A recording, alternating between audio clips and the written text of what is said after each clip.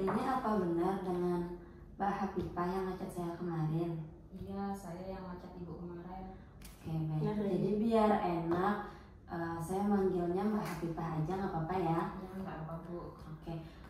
Kesini tadi naik apa kalau boleh tahu? Saya naik kendaraan. Oh, naik sendiri? Iya, naik sendiri. Oke. Gampang aja kan dapat alamatnya? Alhamdulillah gampang aja Bu, enak aja dicari. Oke. Ini Ben dasar asal sini kah atau dari mana? Kalau saya nggak asli sini Bu. Terus aslinya di mana? Aslinya di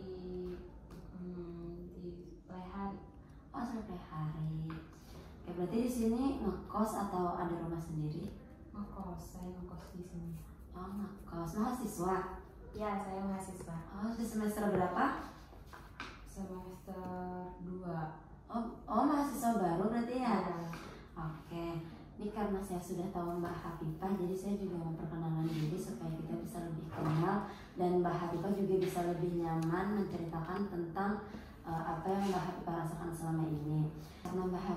Karena saya sudah tahu Mbak Hafifah, jadi di sini saya izin untuk memperkenalkan diri saya. Saya Mbak Octavia dan saya yang akan membimbing Mbak Hafifah pada proses konseling kita ke depan yang akan dilaksanakan sepanjang 5 atau 10 menit ke depan. Jadi dalam konseling ini ada yang memiliki berbagai asas. Salah satunya itu ada asas kerahasiaan dan keterbukaan. Jadi Mbak Hafifah bisa percayakan apapun keluh kesah Mbak Hafifah kepada saya, karena saya akan menjaga rahasia tersebut dengan sangat baik. Jadi bisa Mbak Hafifah mulai dari sekarang. Terima kasih sebelumnya Bu. Jadi ya, saya tuh kesini tadi mau berkeluh kesah dengan Ibu karena saya tuh loh Bu ngerasa kayak kurang nyaman gitu dah Bu dengan lingkungan baru saya yang sekarang. Kan Ibu tahu kalau saya itu mahasiswa baru gitu. Saya tuh kayak kurang nyamannya tuh kayak tiba-tiba tuh kayak bisa kayak apa ya Bu, bekawanan tuh nah kayak bisa ngerasa kada nyaman, terus tuh kayak sepi kayak itu. Kayak apalagi loh Bu, kayak sekarang ulun kan dari PHRI dan memang lingkungan ulun tuh Jawa, dan ulun pas sekolah waktu menengah ke atas kemarin tuh memang kayak berteman sama banyak yang notabene itu orang Jawa juga Bu. Jadi kan kita komunikasinya tuh lebih sering pakai bahasa Jawa gitu nah Bu. Terus tuh habis kuliah ke Banjar, kuliah di Banjar yang kebanyakan berkomunikasinya tuh rata-rata tuh bahasa Banjar gitu nah Bu.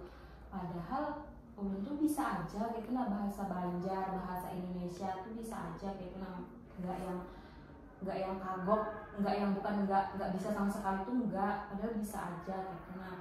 Tapi nggak tahu tiba-tiba tuh kayak kok aneh kayak itu nah, kayak ngerasa diri sendiri tuh aneh kayak itu nah, kenapa kayak itu nah, sempet kesulitan, sempet kayak nggak suka masuk kuliah kayak itu nah, kayak capek kayak mau buat ngobrol sama orang tuh nah males. Hafifah tadi kan ceritanya nggak ada kesulitan untuk berbahasa Banjar kan ya. Tapi kalau boleh tahu nih, Hafifah itu sebelumnya tuh sekolahnya sekolah di mana? Di Prehari juga? Iya, di Prehari juga belum sekolahnya. Kalau untuk ngekos, Hafifah itu ngekos sendiri apa bersama teman? Ngekos sendiri. Oh, ini pertama kalinya Mbak Hafifah ngekos sendiri? Iya, ini pertama kalinya saya kayak apa ya Bu, ngerantau jauh dari orang tua gitu, apalagi ngekos sendiri. Habis itu ya jadinya nggak tahu perubahan itu yang sama sekali untuk kayak kurang suka, kayak nggak suka aja gitu sama sekarang diri ini gitu. Tapi kalau untuk lingkungan pertemanannya Mbak Hafifah gimana? Nah, karena dari situ saya kan memang mungkin dari sayanya Bu ya, kayak tidak nyaman gitu. Jadi saya tidak membuka dan tidak apa ya, tidak yang mau berteman yang rekat gitu. Soalnya ya itu tadi, karena memang dari diri saya yang belum bisa menerima keanehan ini gitu. Nah saya itu masih bingung, kenapa kok kayak ini, kayak kurang nyaman. Cuma di otak saya tuh nggak nyaman gitu aja. Oke. Terus kalau misalkan saya boleh tahu nih, untuk pertemanan Mbak Hafifah waktu di rumah dulu bagaimana? Kan memang pas itu saya COVID loh Bu, jadi memang banyak di rumah. Terus tuh jadi kan kita intensnya mungkin sama 5-6 orang aja gitu. Nah kami intens, kalau kan memang juga kalau COVID kemarin itu kan semuanya penugasannya dari rumah gitu Bu, jadi kami jarang ketemu. Tapi kayak intens tuh melewat WA gitu aja loh Bu. Terus tuh memang sesekali kan itu ketemu, kayak ayo ketemu, dan di situ kami ngobrol. Dan ya itu tadi, karena mungkin keselarasan bahasanya Bu, kayak sama-sama pakai bahasa Jawa gitu, jadi kan enak, kayak ngerasa enak. Terus tuh ya, tapi padahal yang saya bingungkan itu tadi kan, saya padahal nggak bisa banget kayak itu. Nah bahasa Banjar atau bahasa Indonesia tuh bisa aja, kayak memang keseharian di rumah memang pakai bahasa Indonesia. Tapi ya itu tadi, pas kuliah itu kayak berubah, semuanya berubah. Bingung saya, sampai kayak sedih, kayak aduh apa berhenti aja kah kuliah, nggak nyaman, soalnya nggak nyaman banget gitu. Nah Dari cerita Mbak Hafifah tadi, mungkin ya ini menurut saya, Mbak Hafifah itu merasa kaget dengan semua hal, karena yang Mbak Hafifah awalnya berada di lingkungan dan budaya yang sama, kemudian tiba-tiba pindah atau merantau pada lingkungan dan budaya yang berbeda, dan langsung hidup sendiri dan mandiri, yang awalnya ada orang tua yang menjadi support system secara langsung, dan sekarang harus hidup sendiri, mandiri, dan LDR lah bahasanya dengan orang tua gitu. Dan pastinya kan memiliki teman-teman yang baru lagi gitu, harus beradaptasi yang baru lagi. Mungkin itu karena faktor Mbak Hafifah kaget dengan budaya tersebut gitu. Setelah dari pendapat saya ini, kira-kira apa rencana Mbak Hafifah ke depannya? Jadi kayaknya lah Bu, ulun mau belajar sih, pasti belajar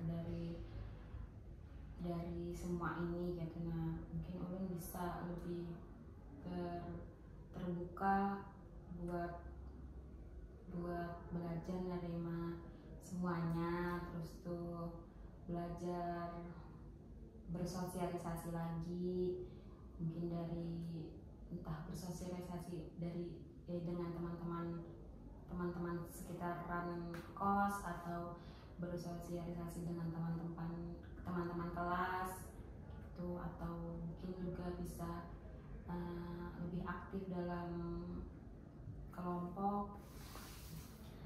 Oke, baik. Untuk rencana Mbak Hafifah ke depannya itu sudah sangat bagus sekali, dan saya akan mendukung apapun keputusan Mbak Hafifah. Dan di sini saya sangat tahu sekali, kita sama-sama menyadari bahwa beradaptasi itu bukan hal yang mudah, apalagi dengan budaya dan lingkungan yang berbeda. Tapi yang perlu Mbak Hafifah tahu, kalau misalkan orang tua Mbak Hafifah dan saya juga akan mensupport serta siap menjadi support system Mbak Hafifah sendiri. Oke. Nah dari berjalannya konseling kita tadi, apakah Mbak Hafifah merasa puas? Alhamdulillah, ulun sudah sedikit lega lah. Oke, baik, sedikit lega. Oke, kalau misalkan Mbak Hafifah ada memiliki keluhan lagi, Mbak Hafifah bisa datang kepada saya lagi. Mungkin kita akan membuat janji pada lain waktu, dan mungkin karena waktunya juga sudah sampai 10 menit. Sampai sini dulu konseling kita. Senang bisa berkenalan dengan Mbak Hafifah. Saya juga senang bisa bercerita dengan Ibu. Ya, baik. Terima kasih banyak Ibu sudah mendengarkan keluh kesah saya selama jadi mahasiswa baru. Oke, baik. Dan saya juga terima kasih sekali kepada Mbak Hafifah karena sudah mempercayakan